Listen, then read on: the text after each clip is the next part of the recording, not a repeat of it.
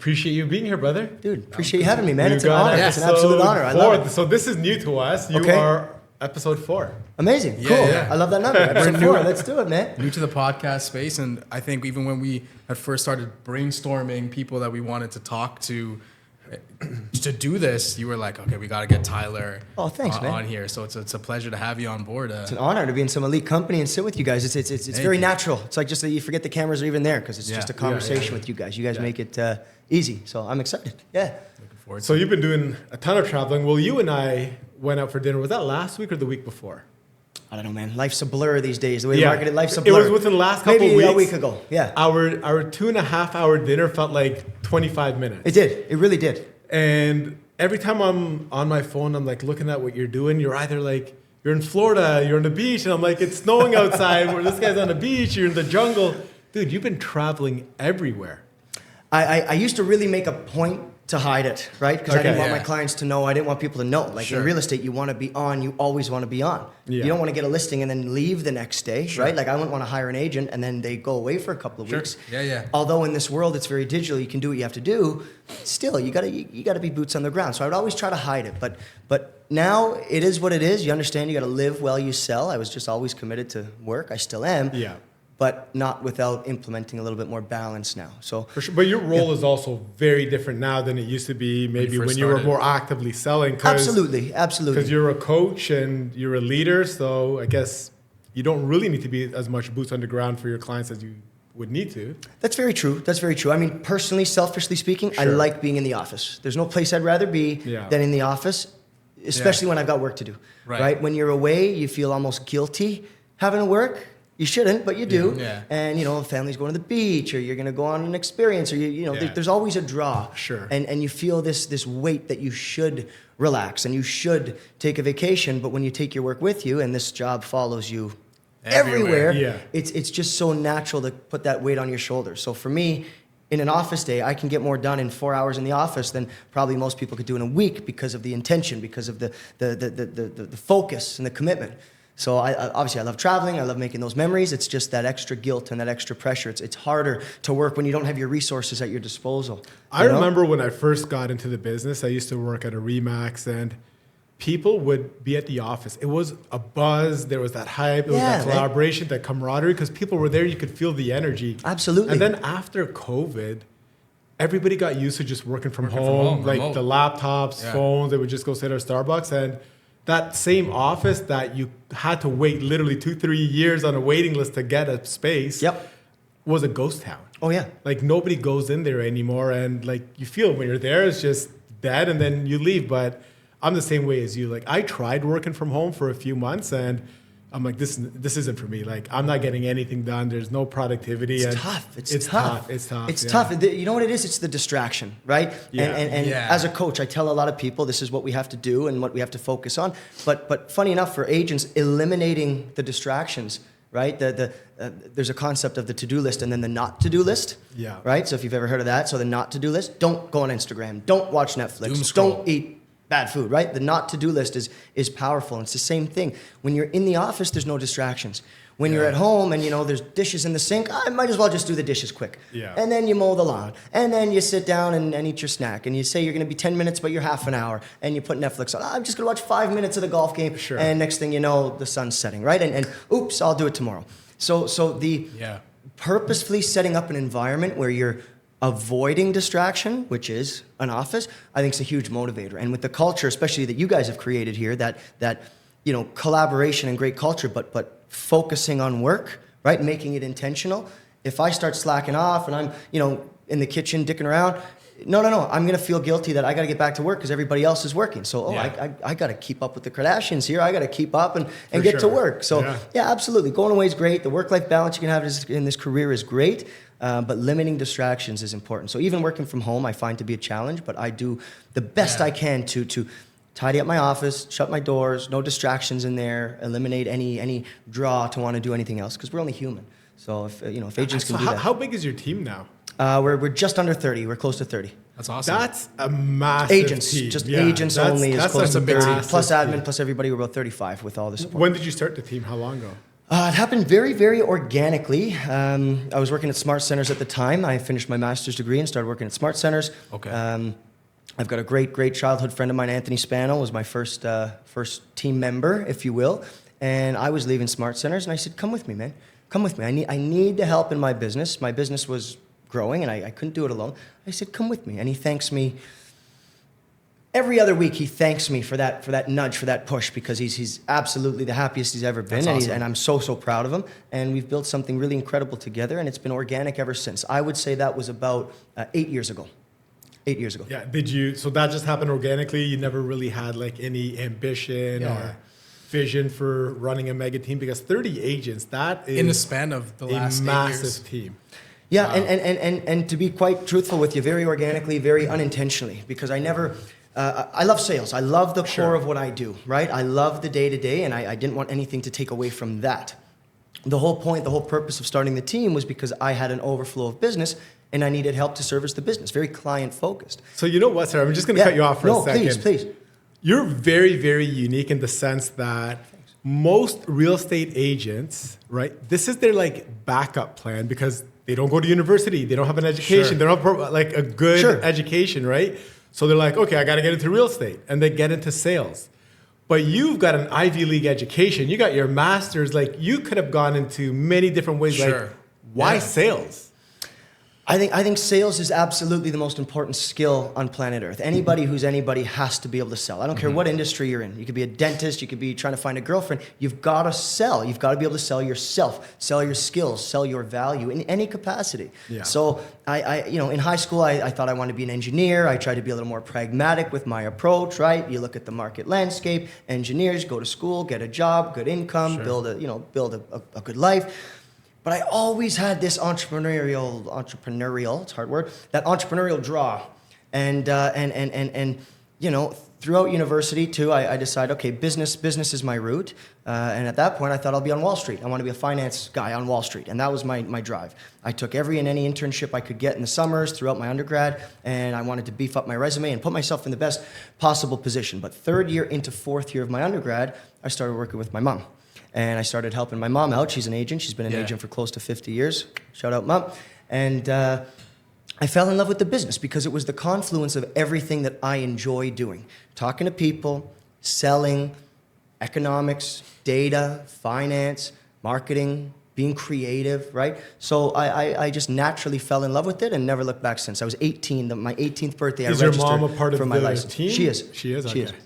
So who's the team lead? Is it herself? Me. Yourself, okay. Me. Yeah. She's been an agent for close to 50 years, loves the business, loves the job that it is, and that's her bread and butter. And I started the team. She didn't even join my team right away. It was a couple years later. Even my sister got in the business, started working with my mom. And then after my team was at about nine or 10 people, I said, like, you guys got to come. You guys got to join me here. And they did. And they're thrilled. So Keith's brother is getting his license. So he's going to be coming on starting off as like your inside sales guy. Yeah. Sweet, cool, amazing. Yeah. But sometimes you just like, when family gets into the picture, it gets messy. It either works amazing or like it's a disaster. We're about to find out. We're about to find out. But no, he's young, he's ambitious, he's hungry. Reminds me a lot of myself when I got started in the business, which funny enough was with Walid when I was 23. Cool. And you learn the nuances of being an inside sales agent and how to book appointments and be top of funnel at the very beginning. So he's going to come in and have that effect. Well, just the way you're articulating this next plan in your life and your business, that it speaks volumes to your leadership, and I think your brother naturally will admire that and appreciate that. And I think that in itself is a catalyst for success. It's gonna be a lot of fun for this. Yeah, it's gonna be a lot of fun. Yeah, we're gonna make massive walks down memory lane with you and I.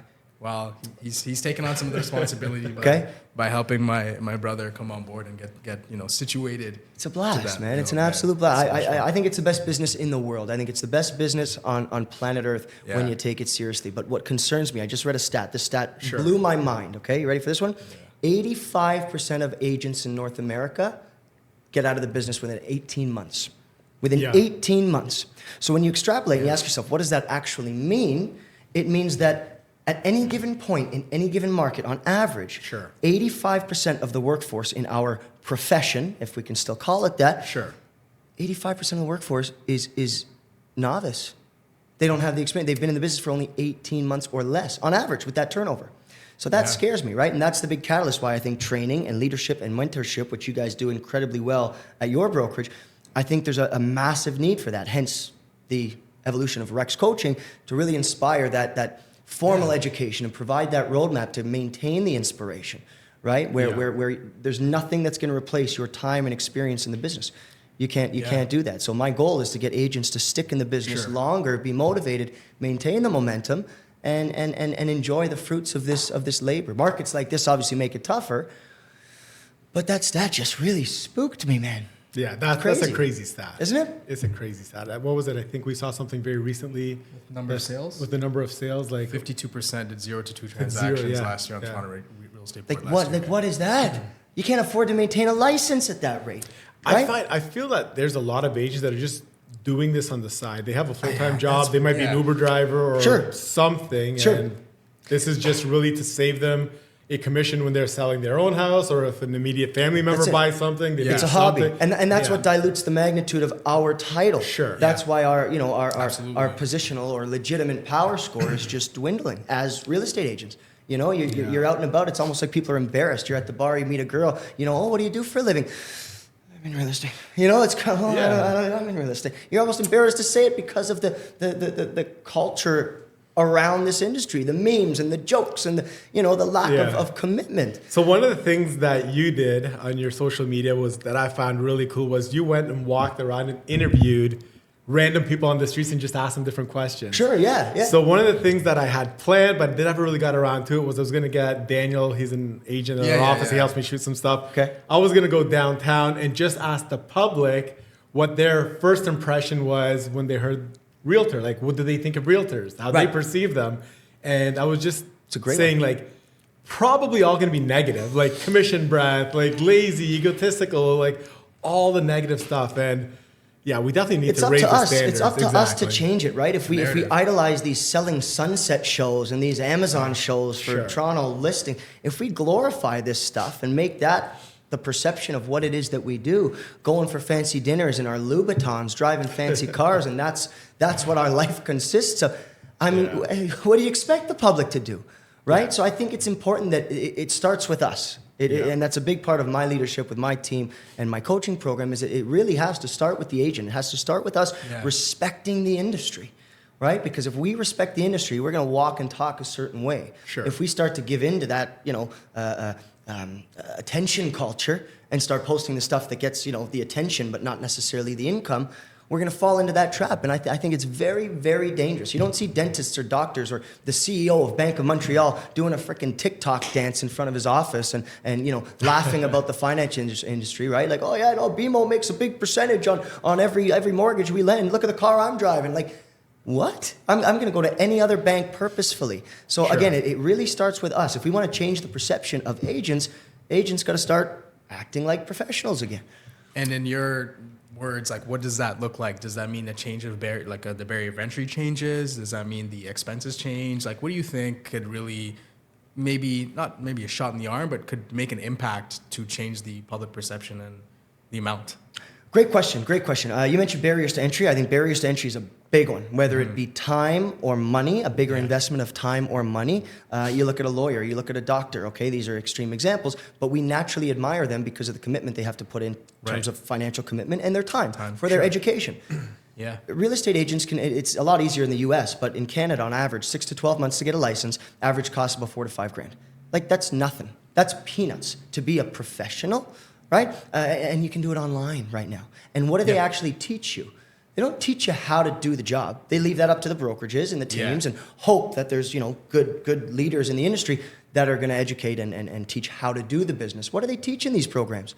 How to type an offer? They don't teach you how to generate an offer. They teach you how to not get sued, right? How to be ethical, which hopefully you'd hope that's ingrained in you, right? If you're going to be in this business where you're helping people. So absolutely barriers to entry, and it comes down to the education. It comes down to the formality of education. There's no formal education in our space. No. And I think that it really has to start with the education and commitment and leadership, really. So, there's some really great leaders out there, and it's important that agents align themselves with the right leadership in the marketplace. But if it was up to me, I'd say make it $30,000 a year to renew your license. You'd get rid of 65,000 of the 73,000 agents on TREB, and it would be a much cleaner, much better environment. The top would survive. It's a huge money grab because you've Sure it got is. so many different fees, thousands and thousands of dollars of fees every year, and like it's going to be too hard for them to make it tougher for people to get into because that's money Because out of their they're pocket. lining their pockets. Look at COVID. We had at one point we had 98,000 realtors on TREB. That was I Was that believe the peak? in and Holy around that shit. was the peak. 95 to 98,000 TREB, and we are still at 73,000 and change. Yeah. We're still the largest real estate board in the world. Yeah. Okay. Now, even at that point, even at the peak of COVID, and as the market started to kind of correct itself coming out of the pandemic, when rates started to increase, there was still a number of ads on the radio and a number of ads on TV for the Humber College real estate curriculum course. Yeah. Stop. We've got a lot Stop. already. We've got more than enough already. Yeah. Right? Based on transaction volume Yeah. last year and the number of agents in the business, on average, every agent should have done, if every agent did the equal amount of deals, Sure. but 1.2 deals. Yeah. 1.2 deals. So naturally, there's going to be a divide. And what I really think is going to happen going forward is that divide is only going to get bigger. Yeah. There is not going to be any average agents ever within the next 2 to 3 years. You're either going to be at the tips and the tops of the world, sure, yep. production in your market, or you're going to be that classic part-time agent that, you want to flip homes, you want to help your sister buy a home, by all means. Right? And I think there's a lot of danger in that as well, right? Imagine I had a part-time dental license. Hey, my sister's got a cavity. Come on over, I'll do it. Yeah. I'm a plumber most of the time, but I'll fix your cavity when I feel like it for an extra couple $100 to go out for dinner and put gas in my tank. Imagine. Yeah. We are in the most unique, most wild, most flabbergasting industry the wild, in that wild respect. west. It is right? like the wild, Imagine you hired a wild part-time lawyer to defend you in court. Imagine you hired a part-time doctor for your heart surgery because they're going to give you a fancier gift basket than the full-time guy. Yeah. Absolutely not. The way that the clientele makes decisions about their representation in our market specifically, but in the world as a whole, I think it's sad, really. I'm just actually going to share a story Please, that relates please. to that.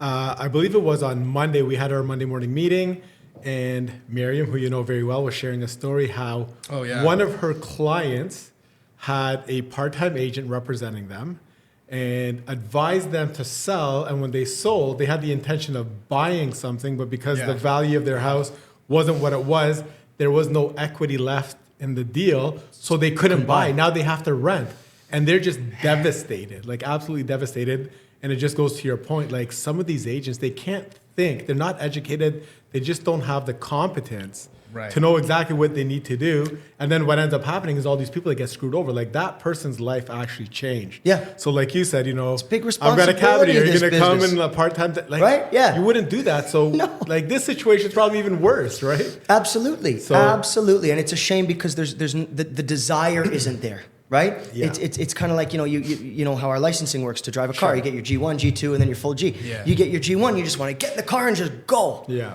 But there's a natural learning that happens via experience. Mandatory, unless you're taking driving school, you've got to drive for 12 months with a G1, with a licensed driver in the car. And then, okay, you've built up a year of experience. Now you can go and try on your own for a year, assuming all goes well. Now you get your full G.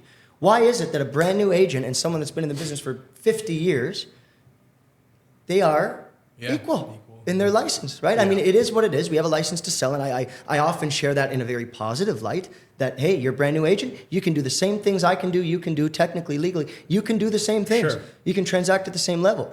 If you intertwine those two thoughts, right, and find a balance there, the opportunity for new agents, if they take this seriously and put the time into learning, I often say if you fall in love with the walk, you're going to walk a lot further than if you fall in love with the destination. Absolutely. And all these agents are getting in the business, they're falling in love with the destination, they want to do a deal, and they're not thinking about how it's going to affect the client, what the future of their business is going to be, how they can learn now to build an empire versus just that transactionary mindset. Right? So where did you get this mindset, like this training, coaching? Did you have coaches early on in your career, and as you built up and continued with it, like, or was it your mom? Or you're a great the teacher. office? Thank you, Yeah. appreciate it. Yeah, I mean, I've taught a lot throughout my life. I taught martial arts for 14 years, and I can speak to false confidence. Again, we used to talk a lot about false confidence. You'd give a kid a yellow belt, and they'd want to go fight the bully at school. Like, okay, Calm down, kid. You're going to get your butt kicked, right? Sure. Yeah. It's false confidence. I do karate now. Whoa, whoa, whoa, whoa, whoa. So we talk a lot about that, but I taught karate for a long time. From a coaching perspective, it was my mom. My mom was the biggest inspiration. I worked like this with her the first 2 years of my business and just absorbed as much as I could. And you talk about that pre-pandemic office culture. I was in the office every day, man. I learned more standing around the espresso machine in Woodbridge with all the old Italian agents. I learned more there just shooting the shit and having conversations and hearing about their days than I've probably ever learned in my career since. Because you're hearing about real life deals. And agents aren't coming to the office as much. We've got to bring that back. Yeah. Agents don't want to come and learn symbiotically. I think you don't even realize what you learn by just being around. So again, just following my mom around, my biggest mentor. I have experience with a variety of coaches, all the big names that you know, the Tom Ferrys, the Mike Ferrys, the Richard Robbins, all those guys. I'd go to their seminars and hear their spiels and stuff. And what I found was a lot of it was the same. Right? Do it my way. This is what worked for me. Do it my way. But you gotta understand, all of these coaches, they started in this. They like worked in the same era. They trained in the same era. It's they old. coached. It's out of date. They're now, all this gonna have coaching very a style. similar experience. Yeah. But the world has changed, let alone our industry. Drastically. Like everything's changed Dramatically. So a lot of the fundamentals is always gonna stay the same. That's not gonna change. Agreed. But like what else has changed? Like, and nothing. They haven't changed their approach. This They haven't industry pivoted. can't change dramatically. There's been a lot of people with a lot of money and a lot of time and a lot of input that have tried to change the fabric of our industry. And you hear new stuff popping up all the time, right? Sure. AI brokerages and satellite offices and downlines and all this different stuff, trying to get creative, trying to reinvent the wheel. Yeah. Yeah.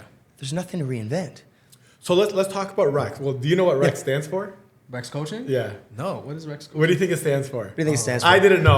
I asked you, so this is why I know. We have an X in there, right? Yeah. There's So, an X in there. That's a come tough on. one. That's a That's going to toughie. throw you off a little bit. I mean, I'm going to go as basic as possible Sure. with my answer here. And okay, RE, I'm going to go real estate. Yeah. The X, I don't know. Like, I think when I see the X, I think like Grant Cardone's 10X, like times something. So it's almost like amplification to some degree. Okay. So I don't know. It's kind of like real estate amplified. Cool. I like that. I might change it. Okay. I kind of like that. Real estate excellence. See, I told you to throw I it. love it. That was the idea there. Okay. And I love dinosaurs. So what? So where did that idea come from? Where did that inspiration come from? For the name of the coaching company? Not the name, but just like Just the desire to coach? the desire to coach. So I've, as I said, I taught martial arts for about 14 years. I'm a third degree black belt, and I love that. The discipline, the motivation to get there. Sure. You can't be a third degree black belt without going through the white, the yellow, and the orange and working your way up. How long did that take you? 10, maybe not 9 or 10 years 10 old years, until about So 20. you're a black belt. 22. Third degree. Third degree black belt, yeah. So that's a crazy feat in itself. That's Yeah. very badass. I don't train anymore. I miss it. I miss it hugely, but it was an absolute blast. I would do the March break summer camps when I was in high school, and then That's work epic. those and manage the camps and summer camps and stuff. And that was kind of my first job, really, technically, until I started my businesses and stuff. Yeah, but I loved it. And then I taught university from there. Nice. I was a university professor at University of Guelph, University Nice. of What were you York teaching? University. I was teaching professional selling, customer service, relationship marketing, real estate finance. A couple other ones in there, but business courses, a lot of things that relate to real estate. How long did you do that for? I loved it. Just a couple of years, just 2 years, years. I okay. also taught the Humber courses for a little while too. Oh, no way. Nice. The Humber real estate courses. I Okay. facilitated those. I've always had a passion to teach. I genuinely love teaching. I love seeing the growth in the students, especially when they want to win and they want to learn and they adopt Sure. it. And then, hey, Ty, I adopted your framework. I adopted your strategy, and it worked. I got a listing. I got a listing appointment. I got a new buyer because I did what you said. Amazing, fantastic. That makes me more excited now than even getting my own listings and selling a home. Sure. Like, I'm so passionate about the industry because of what's kind of, I don't know, what I grew up with, seeing my mom and my grandparents as well. 3 of my 4 grandparents were in the business. Oh, yeah? But it's been a natural passion yeah. for teaching. I love to teach and coach. Third Third generation. gen. Nice. You don't meet many of those. Doug Gordon in our office, my business partner, he's second generation. Yeah. Okay. I don't think I've ever met third generation. I hope it ends with me, honestly. I hope my 2 girls, I hope it ends with me. Yeah. The stress of this business, the time, the sacrifice you got to make. I mean, I love it more than anything in the world, but I hope she stays far away. Yeah. Genuinely. Okay, so let's talk about Rex for a little bit. Yeah. I know you've done all the coaching with all the big names out there. They're all the exact same. So what's different about Rex? Like, what is unique about it, and why is it so relevant today? Great question. I think it's really 2 things that make Rex different. It's aligning our strategies with the unique value proposition of the student. So what I mean by that is, I'll give you an example. I've got two agents that I've been coaching for a while. Both of them make over 800,000. Both of them made over 800K last year. Okay. On one hand, she gets about 90% of her business from social media. Okay. The gentleman makes the same amount of money, doesn't touch social media. Mm-hmm. They're both using the same strategies, the same frameworks, my system, my authority sales system, but they're applying it to different vehicles, if that makes sense. They both have the same goal. They're both going to the same destination, but they're using different vehicles to get there. Gotcha. So that's what makes our coaching very unique. It's not, door knocking's the one and only thing. Social media is the one and only thing. Cold calling's dead. You got to use AI. Yeah. AI is never going to work. You got to cold call, right? Everyone's got a shtick. So do you do like one-on-one coaching with your agents, or is it like group coaching? Combination. We've got different offerings. The big launch now, we've been featured in Forbes and Business Insider and CEO Weekly, is the 90-day program. And that's the second big pillar of my program, which is the actionable piece. Mm-hmm. You go to a lot of these seminars. I remember going to Mike Ferry conferences, and I'd be so thrilled walking out of there. I'd walk out of there, get in the car, go back to the office. Okay, I'm ready to go. What do I do with all this? Yeah. I was fired up, but what do I do? So I found that there was a big missing piece here of the action. Everybody loves to talk. Everybody loves to talk about their own success, and everyone loves to tell you what to do. But how do I do it? So one of the big things about Rex is it's the action piece. It's not necessarily all about the what. We share the what, but the what is easy to figure out on your own. Watch YouTube videos. Sure, go to the other coaches for the what. That's easy. But it's the how. It's the execution. It's the action. It's the step-by-step process to maintain the momentum and motivation to have an actionable strategy every day and see the marginal improvement as you go.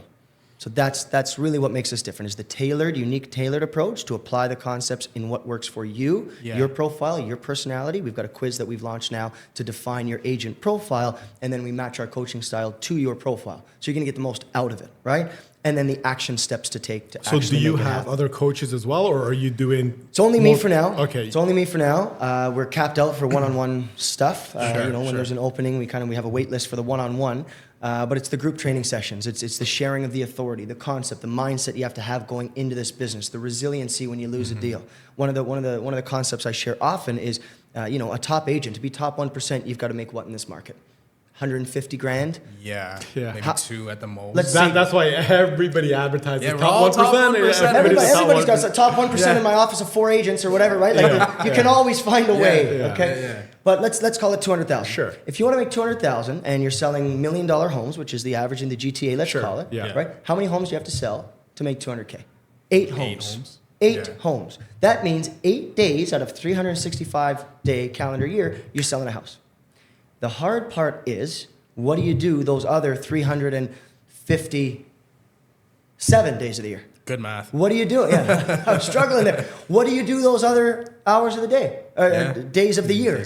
What are you doing? They're scrolling through their Instagram, they're scrolling, watching they're doing YouTube, they're not doing anything to get sleeping. closer to that deal, right? And conventionally, you go to work, you get paid hourly for what you do, right? In any other world, and you know that the time you're putting in, you're getting compensated for.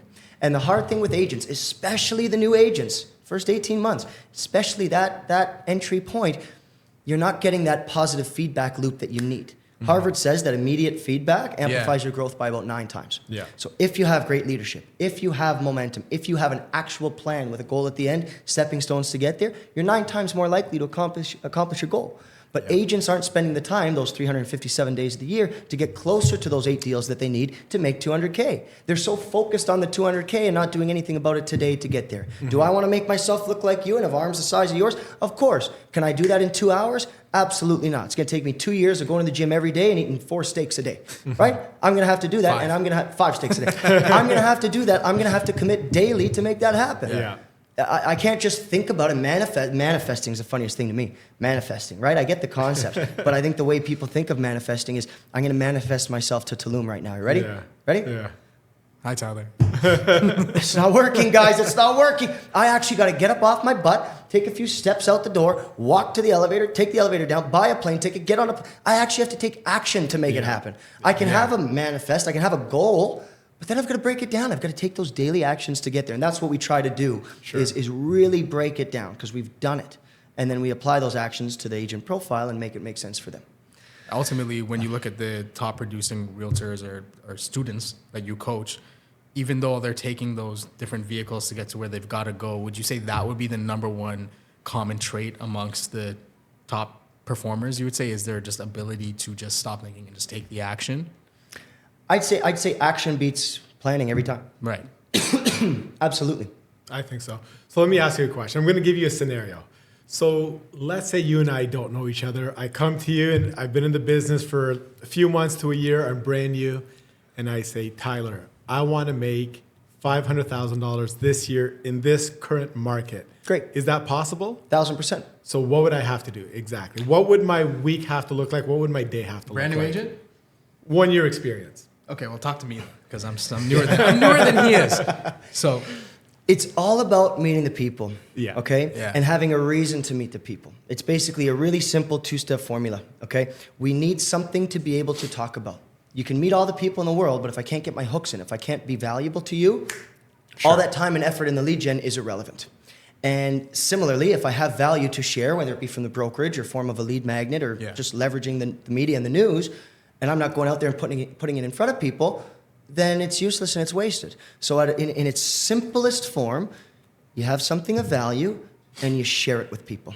And what we do is we figure out what that value is going to be based on the market. The market dictates where I'm going to spend my time and effort. Sure. Right? I want to sell luxury homes, says every new agent. Yeah. Why? What makes you think they're going to sell? Right? I think there's been 8 homes in the GTA over $4.5 million that have sold in the last 6 months.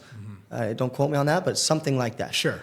So why am I going to put my time and energy into that when I'm competing with heavier hitters, guys that dominate that market? Why am I going to do that?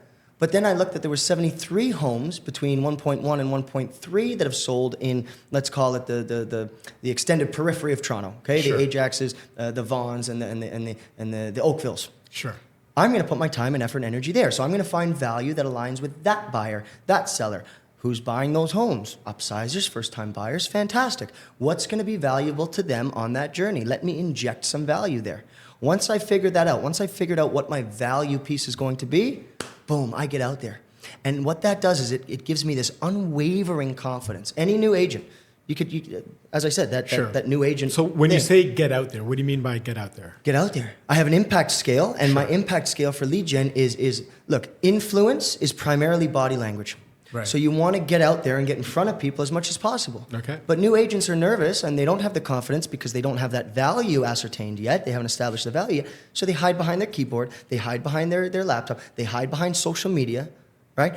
And they don't get out there. So attend events, knock on the doors. Even social media is better if you're putting your face out there and yourself on camera, right? Sure. Putting a face to the name and having that body language. But body language is more than 50% of influence. Next is tonality. Tonality is 38% of influence. What you say is only 7% of influence. 7%. So when I'm texting someone or sending email blasts and wondering why aren't I generating leads? Well, that's because your impact is 7% of the potential of what it could be, because you're only getting the words. Wow. I get tonality when I introduce voice notes. I get body language when I introduce video, looms, bombs, selfie-like videos on my phone. We have the technology in the palm of our hand to be able to do that, but we don't. Why? Because we haven't established the value to share. So we create the value, we figure out the platform of how we're going to share it, leveraging impact, and we go. And we break down that strategy, we break down that plan, open houses, attending events, hosting events, online webinars, social media. There's a variety of ways to put yourself out there beyond texts and emails. Texts and emails are fantastic for follow-up because I've built that impact, I've built that influence. Fantastic. Now the follow-up can be a little more efficient, right? So my impact scale that we teach with Rex Coaching is I need lots of impact early on to build that rapport. It's a very simple 3-step process. I talk about it all the time in my frameworks. Intro, value, ask. Every single one of my frameworks that I create, and we have a ton of them for different capacities, different examples, but intro, value, ask. Intro is forming the relationship, building the rapport. Value is sharing something of value to that prospect, right? Reciprocity bias. And then the ask is asking for something. And what we need to do as agents is redefine what the close is, what the ask is. I can't always be asking for the business. I've got to be asking for the next opportunity. And a big part of my coaching is elongating the sales process purposefully. Right? I taught at university, relationship marketing. I can't sell a home to a stranger. Very tough. I got to build the rapport first with a really strong introduction, share the value, and ask them for the next opportunity to do it again. Can I add you to my mailing list? That's a low impact ask I can do early on. Follow me on social media. That's a low impact ask. How many people do you speak to on a daily basis, on average? When you were selling full time, Personally, now in my because business? you're a leader, you're a coach, like you're kind of like spread. Sure, my time is a little more well spent. Yeah. Like go back to when you were maybe a solo agent ramping up. Yeah, 100 to 150 people a day. You would speak to. Absolutely. My goal was to add 20 people to my database a day. And this would be cold leads, or would this come from? Absolutely cold leads. I'd reach out to people on my phone that I haven't talked to in a while. I'd knock on doors. I'd ask for business. I'd go to Starbucks and strike up a conversation. Take us through a day. Nice shirt. It's a nice denim shirt. Where'd you get that shirt? Strike up a conversation. Intro. What was a day like for you when you were first starting out? Like, what was a normal day, or like an effective day? Great question. Well, look, that's a phenomenal question. That's a good question. It's really easy for this business to get boring and mundane when you're a new agent, when you're just going all in with lead gen. Sure. So what I tried to do is keep it exciting and keep myself motivated to generate leads. Yeah. So I would have a different focus of the day, and I coach this to this day. Okay. I'd have a different focus of the day. And if I could just do that one thing, I'd give myself the pat on the back. So it would be lead gen every day, but a different form, a different focus of lead gen every day. Mm-hmm. Maybe if it was a nice day, great, I'd go door knocking. The next day, I'd cold call. The next day, I would be posting on social media. The next day, email blast or write a blog. The next day, back to door knocking. I think because of your background in karate, for what was it, 10, 12 years of that you did? Something like that. 14. Something like that. That discipline, that's the only reason why you're able to do what you're doing. A lot of agents right now, they lack that discipline. Because anybody can, like you said, anybody can come to you 1 year experience in the business and make $500,000 if they do the right things. It's just a matter of discipline. It's hard to teach discipline. It's a lot easier to train discipline, right? Yes. There's a difference. And we were talking about the Australian guy, right? The real estate Jim. Yeah. Super cool. Tom Panos. Tom Panos. Yeah. Very cool stuff. Very cool. Yeah. But the whole concept there is actually training, right? Yeah. Yes. Athletes, they train for their big game. They train for the playoffs. They train for their tryouts. Agents aren't training for their next listing appointment. No. They're not training for their lead gen. So if we can change the concept, change the mindset, and actually train ourselves to be disciplined, the way I train my agents to be disciplined is that feedback loop, based on the Harvard study of the feedback loop. Sure. If they're getting instantaneous feedback, which you can totally set up for yourself and create for yourself, and getting that instant feedback loop and applying the changes the next day, you kind of naturally gamify the hunt. Mm-hmm. Right? And it enables you to maintain that momentum, which is the toughest part. It's the toughest part of this business, right? And then again, the systems and the frameworks, when you eventually finally get a lead, get a deal, the nurturing process, the closeout process, what do you do then? Book a flight to Tulum? Absolutely not. You work on that closeout process, you build your system, you ask for the referrals, and you leverage that sale to turn it into 2 more. That's how you build a business. So you talk about making $500,000 this first year as a new agent, for example. Great.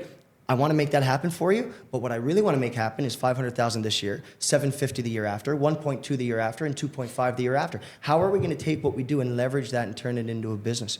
Turn it into a scalable strategy that every time I do something, I'm turning it into more. I try to make 1 + 1 = 3 as often as I can. Mm-hmm. And that's what we're doing with our team. That's what we're doing with our coaching students, is create that synergy, leveraging systems and structure and scalability to make 1 + 1 = 3. To get more out of the time you put in. Because we've all got 24 hours in a day, right? Everybody's got 24 hours in a day. How you spend yours matters. And it's a combination of the action, but also that action contributing to today and tomorrow, if that makes sense. You know what I mean? I'm showing houses. As I'm showing houses, I'm speaking to their network. I'm speaking to their friends and family. I'm generating leads as I'm showing homes. You can work a lot of what you do into other elements of this business, if that makes sense. And that's where we find efficiencies.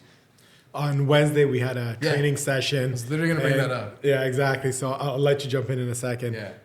My line was, if I could just have one skill and nothing else, it would be phone and communication skills. And that's it. Because if you have that, you're going to be within the top 1% of Absolutely. agents. It's the most important concept in this business. You could be a 10 out of 10 agent in terms of knowledge. You could know everything there is to know. You could be the encyclopedia of agents. Yeah. But if you can't communicate that, you're going to be perceived as a 2 out of 10. Mm-hmm. You have to be able to communicate the value, always. Yeah, and I think what's so important to identify and to harp on here is that athletes spend more time in practice than they do on the court or in game. Right. So sharpening the iron is very, very important. 100%. Yeah. You have to make that exciting as leaders, like you guys do. You make that exciting. You make it fun, right? You tell them what they need to do. You tell them how it's going to affect them positively, and you give them the execution to make it happen. Most brokerages, most leaders just tell them what to do. Do this, do this, do this. I got in this business for freedom. I'm not doing that. You want me to work harder for you? No. Here's what you need to do. Here's how it's going to benefit you. And here's the steps to execute. That changes the game. And that speaks to the communication, the way you communicate what needs to happen as an agent, right? Yeah, the analogy I used was if you are a great agent, 80% conversion is unheard of. Unheard of, right? Yeah. And you create 10 opportunities for yourself, you're doing 8 transactions a year. Yeah. Now, if you have an agent that's pretty shitty, that has 20% conversions, if they create 100 opportunities, they're doing 20 transactions, Right. which is still 12 more the than better the agent? one that's doing 8. 100%. But when you bring the two together, Yes. 80% conversion at 100% opportunities, that's 80 transactions. You literally go to a multi-million-dollar agent. So it's like that 10X, as you mentioned, from Grant Cardone. That's where that magic happens, and then everything changes. 100%. Everything 100%. changes. And then I couldn't agree more. opportunities create opportunities, success attracts success, and just everything changes. Combining the numbers game with elite execution, Yes. and that's what creates real estate superstars. But the ones that are willing to do it, putting the time and effort in, anybody can do it. Anybody can do it. It's a matter of training yourself to know what to do and how to execute in its simplest form. So what's your plan? Is your vision to keep on growing the team, keep on growing the coaching company, both? What's your goal? Everything's always happened very, very organically, kind of based on what's happening and where the opportunity is. So I've always been a guy with goals, and I've always been a guy with notes. I was cleaning out the basement at my parents' house, and I found some of my old notes when I was like in high school. Yeah. Get a master's degree, drive a Porsche 911, teach university, and I'm like, holy smokes! Wait, I've done all those things. That's awesome. Yeah. Isn't that cool? It was like a full circle model. I'm like, whoa, that's cool. So I started getting back into that and writing some of the goals I have now, and it's amazing what you can create when you kind of put that in the back of your head and you're not focused on it, but you're focused on the stepping stones to get there, falling in love with that walk, as I say. Yeah. So to put it simply, for the first time in my career, I don't know what comes next. I'm really focused on doing the best job I can as a leader and a mentor for my team, as a salesperson for my clients, and as a coach with Rex Coaching, and what opportunity I find, what opportunity the market presents. Where do you get the most fulfillment? We're going to walk right into it. Teaching, coaching. I've always loved coaching, and that's what I've loved about my team. Yeah. And you asked, just to go back to your former question about why Rex Coaching, how it was born. It was born out of passion. Yeah. With the team, I loved coaching, I loved training, and I thought, wow, I really want to make an impact on my industry, not just in the GTA, but around the world. And I thought, I can't do it at scale with my team. As great as my team is, and they're dominating the marketplace right now, we can't make the impact that we want to make, or that I want to make on the industry as a whole. So I wanted to bring my methods, my concept that has made my team amazing, and it's not just me. They're the ones doing it, right? You bring a horse to water, you can't make it drink. They're doing it. So shout out to those guys. But Rex gave me a platform and an opportunity to open up the training to anyone and everyone. So I'm getting the most fulfillment out of seeing the change we're having in the industry. Seeing, I go to an event or I go to a seminar and, hey, yeah, no, I'm a big fan. I follow you on social media. I watch Rex Coaching. I just signed up for your program. Wow. Hey, I followed your framework. I got to listen. Hey, I loved your last video about this. I implemented it and I feel a lot more confident. Wow, like that's what's filling me up. And it's not the success of the business. It's not the bank account. It's not the car. It's not the suit. It's not that. And it sounds so fluffy to say, yeah, okay, this guy's full of shit. But genuinely, the fulfillment at a certain stage comes from actually having an impact. And I never really considered that before. Like even in high school and throughout university, I want to be successful. I want to drive the car. I want that. But the definition of success really changes as you hit those milestones and achieve a certain level. Again, not to toot my own horn, but when you hit a certain level, that definition changes. And right now, to answer your question, absolutely, positively, it's the fulfillment you get from genuinely helping agents, new agents, experienced agents. I got a guy that came from commercial, 20 years in commercial, wants to segue to residential, and he's going through my program, and he's thrilled, and he's thanking me and learning a new skill after 20 years dominating the commercial space. Yeah. It's amazing. It's almost surreal sometimes. So really, it's the coaching and the training, but that in itself has an incredibly positive effect on the day-to-day sales as well. You look at a learning pyramid, right? And we do a lot of activities with our coaching. And you look at the learning pyramid, you listen, you retain 10%. You listen and you read at the same time, you retain 20%, and so on. Look it up, Google it, the learning pyramid. Yeah. But at the bottom, to retain 100%, it's teaching. Yeah. It's sharing. So I've become a way better agent By teaching. Same as martial arts. When I was teaching karate, I became a better martial artist because you have to really understand something inside out and backwards to be able to train it. Yeah. Right? And people asked me before, they said, why didn't you start your coaching company like earlier? I didn't think I was ready. You know, there's something called the Dunning-Kruger effect. Have you heard of that? No. So it's a curve, okay? And it comes down to confidence versus actual competence. Sure. And it speaks to, in any new endeavor, confidence is insanely high. For the first 2 years, your confidence is really, really high. And over those 2 years starts to dwindle. The more you learn, the more your confidence dwindles. And at the 2-year mark, your confidence is at its lowest, but you've actually started to really learn the concepts of this new endeavor. So for real estate agents, we start off with all this confidence, and I'm guilty of the same. My first year in the business, Mom, this is a breeze. I know everything there is to know in my first 6 months. I know everything I need to know.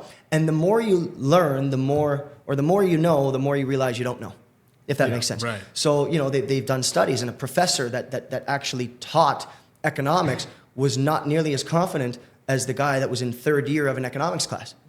Right? He's walking around with his chest. I'm a third year economics student, right? I know everything there is to know. And the professor, although had probably 30 times the knowledge, was half as confident in what he knew. So the Dunning-Kruger effect is very, very interesting to me. And if agents can at least investigate that, understand what that means. That makes a lot of sense. They're going to naturally humble themselves and commit to the walk, if you will. So Keith, did you know that Tyler was part of the brokerage at Royal LePage that got transferred over to Remax? You did know that? That was like breaking news. Yeah, that was when breaking. that happened. What was that experience like? Talk to us about Why that. I was shocked at how much traction. Because that news went viral. Like everybody in this industry. And I don't know was why, genuinely. Like, I mean, the biggest thing it was a distraction for us, for the team. Sure. We want to focus on selling. Yeah. And look, big announcement. There's no right way to bring that news to the marketplace. It was tough all around. I'm sure it wasn't easy for I've got a lot of anybody, thoughts on it, and it was an opportunity for brokerages to try to recruit like crazy, and we didn't not do our homework. It was a team decision to do what we did. We decided to stick around and pursue this Remax endeavor. And look, the leadership's the same with the brokerage, which we admire. Yeah. I ended up getting invited to speak at their national conference in Vegas, right? R4. So I was speaking down there, and I really got to experience that brand. I've never been. I've never been. It was quite something. It was quite something. It is quite a cool brand. But again, they're not hiring Remax or Revel or Royal LePage. They're hiring Tyler or Walid, right? Like they're hiring us. Yes. So we didn't pay much attention to it, but we had a team conversation about it. When I say it was a distraction, it was because there was all these unknowns at the time, and my team started to get distracted. And what should we do? What are we going to do? We had a team conversation. I said, we're not talking about it. We'll talk about it at the next team meeting. Do your homework. Organize your thoughts. We'll share our thoughts. I had everybody line up in the office, in my office. If you're adamant on staying, stand on that side. Adamant on leaving, stand on that side. Somewhere in the middle, stand on the spectrum. And it was scattered. My group was scattered. Okay. And we talked about it openly. We shared ideas and thoughts, what it means for us and our business, which is most important as a team. And we made the team decision to stick around for now. And you just launched your rebrand very recently. It was this week, was it not? This week, yeah. Week, Well, we took it as an opportunity, right? We took it as an opportunity. course. If we're making the shift to Remax, we're not advertising that because my clients shouldn't care. It doesn't matter to them whatsoever, really, as far as I'm concerned. I like the new logo. But The me new too. logo looks good. Thank you. Yeah. Cleaner, simplified, Very right? clean. I think, there's a lot of ego in real estate, and I've never let that get in the way. I'm not that guy. But I think that my name really benefited the team. Sure, of course. At first. Yeah. And we're at the point now where I believe humbly that what we're doing and our brand is a lot bigger than me. And that's what I want to do. So we wanted to simplify, make it simple, and identify it as more of a business versus an agent's name, if that makes sense. Yeah. Sure. So that was the idea: simplify, adapt, clean it up, show our commitment to innovation, and we're really committed to doing what we're doing. That's awesome. So what would you say, like, the McLay Group identifies, and what do they stand for? Like, what does that brand stand for? We've got two pillars that we absolutely live by, which is value and experience. We want to provide the utmost amount of value to our clients in terms of our homework, our back-end research, and what we bring to the table, and then the experience. Present that in a way that's going to take the stress out of the equation. Those have always been my two core pillars. And with that, we've got some standards on the team. Give a shit is number one and always will be about your industry, your peers, your clients, and what you do, right? Give a shit. Treat clients like your mother, ask good questions, stay curious, things to that effect. So we live by those elements. But if I had to identify what it is that we do and who we are, I think it's a commitment to being the best we can possibly be. in terms of agent, in terms of being ourselves, in terms of providing service to our client, just the best version of agent we can possibly be. And that definition is changing day by day. So the adaptability, the motion, the action, that forward momentum is what we're always striving for, right? It's the pursuit of excellence. It's impossible to be perfect, but it's that pursuit of perfection that keeps you fired up, that keeps you coming back, that keeps you hungry.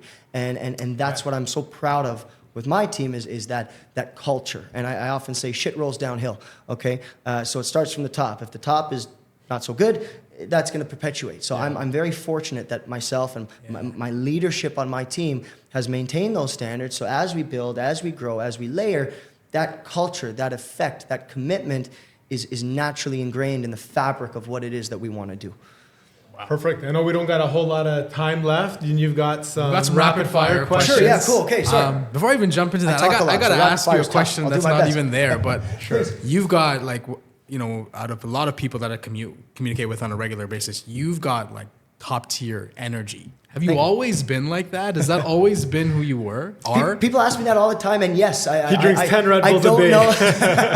I don't know it any other way. I'm excited to do what I do. I feel very honored and privileged to do what I'm able to do, and I never for a second take it for granted. And I think that the respect and the giving a shit of this industry comes with a certain commitment, and I'm not gonna. Someone that puts their trust in me to buy or sell their most valuable asset, it takes a lot. Same thing with my team. They're trusting me with their careers and their lives in a sense. I can't take that lightly. I can't choose myself over them. So it comes with, I guess, being selfless, but it's just a natural part of who I am and the excitement for the potential of this business. My biggest fear, I'll tell you, it's motivated by my biggest fear, which is unfulfilled potential. And I can't not fulfill the prophecy. That's it, man. That's it. It's carved in stone. That's what it is. But no, thanks for the question. By all means, thank you. It's an honor to be here talking amongst you guys. Some of the best energy I've ever been around. Thank you. Anyway, we'll jump into. It's contagious. We'll jump into. That's actually funny because the first rapid fire question is, what's your go-to coffee? What's your go-to coffee order? One milk, whatever has the shortest line. Honestly, I could care less. I love shortest line, one milk, boom. If there's a line, I move on. Make it at home. That's it. What's something agents pretend matters that actually doesn't? Likes and comments and social media interaction. That doesn't put gas in my Porsche. It's the conversion into sales, right? You could have 200 followers and make a lot more business on social media than someone with 30,000 followers doing it for the views. So likes and comments. It's bullshit. Most overrated advice you hear?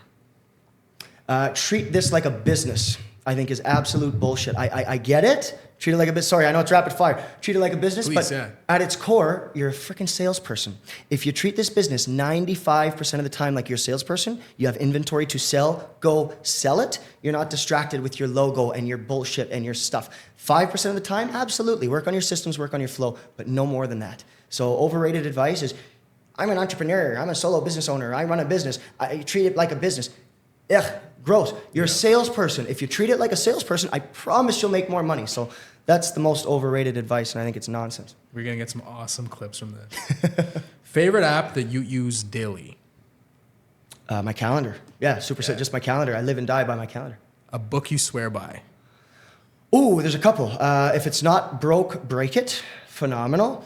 Okay. Traction by Vern Harnish. Phenomenal. And The Authority Agent. I wrote. It's a phenomenal book. Yeah. Love that. We got here. What's the most expensive hire you've made that didn't work out? Most expensive hire. Ooh. I'm fortunate. I generally bring agents on based on their culture and their vibe. I say no often, and not that they're not good people, but they don't align with our culture. And look, I like a difference of opinion. Yeah. That's what makes a great team. If everybody thought like me, we'd have a hard ceiling. So I like a difference of opinion, so I don't want this to be misconstrued. But if you have the things that I can't teach, you're in. Work ethic, confidence, being a good human being. I can teach you how to sell real estate. But if the first questions out of their mouth are, what's your split? Best of luck to you, boss, right? Ask me what I'm gonna do to educate you, teach you, help you grow. I can tell right away in the first 20 seconds if from their first question if it makes sense or not. So expensive hire, that's a hard question. I can't answer that.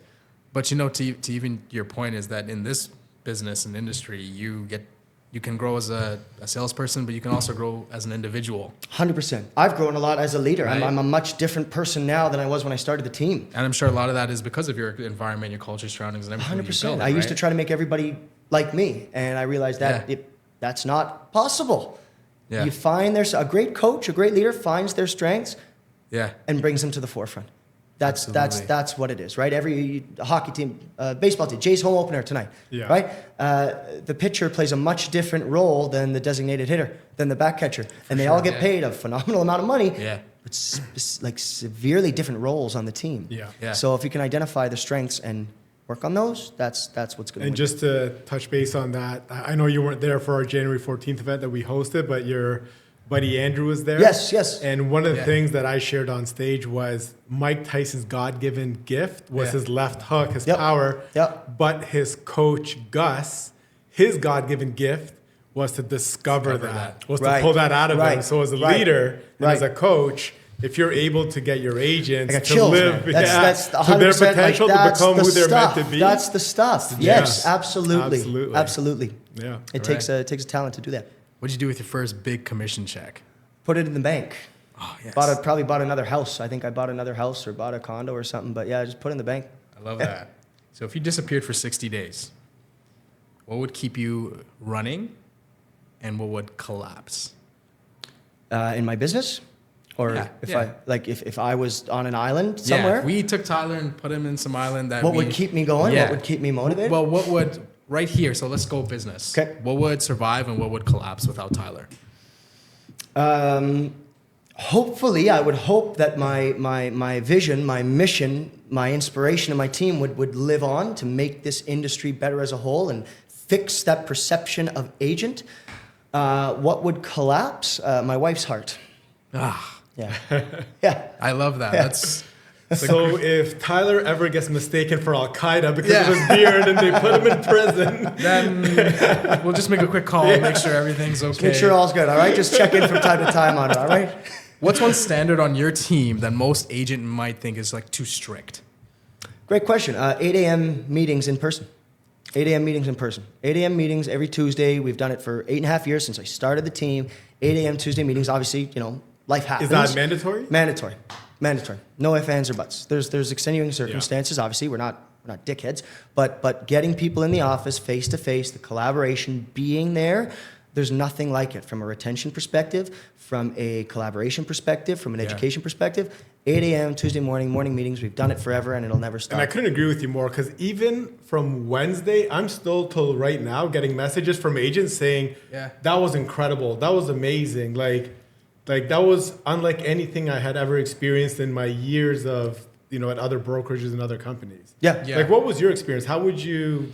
The value was there. The value and energy was there, and I know that most agents may not have seen something like that before because it scares them. So even if it was about prospecting, it was about scripting and what to say to people. And oddly enough, in the business where we need to be communicating with people as much as we possibly can, I feel like that's what a lot of people shy away from. And I feel like that's why it's new to people, because even a lot of big brokerages, they'll offer a training on scripting and prospecting, but if I don't have to show up, maybe I won't go kind of thing. Right. And the culture here is about showing up, not only for yourself, but for everybody else. Mm-hmm. So you want to be here. And then for a training like that. We never have a seat left here. It's we're literally bringing in seats from everywhere, and it's just packed. And we've been open for years, so I don't even know what's going to happen. Congrats on the year, man. Congrats on the year. I appreciate it's absolutely that. It's great to see great people doing great things in the industry that I love. So I can't thank you enough for what you're doing for the industry and the inspiration I think that you guys are and what your brokerage is to the industry at Matt. I I guess we'll leave it off with this, but what does being built different mean to you? Being built different. I think that there's certain things you're born with, absolutely, but there's nothing that you can't learn, right? You look at anyone you admire, a singer, they sang for the first time once. An athlete, they picked up their hockey stick for the first time once. Everyone was a beginner at some point in their career, and I think that built different is it doesn't have to be that you're Michael Phelps and you're born with an extra long wingspan and you have an advantage. right? It doesn't have to be that. It can be your commitment to micro improvement and little growth and being built different in your commitment and your passion for what you're doing. So that's the first thing that comes to mind to me, is that you create that version of yourself. Period. You create it. Phenomenal answer. You create it. Time to hit the casino blackjack table. There you go. Let's go. 21. Winner, winner, chicken dinner, baby.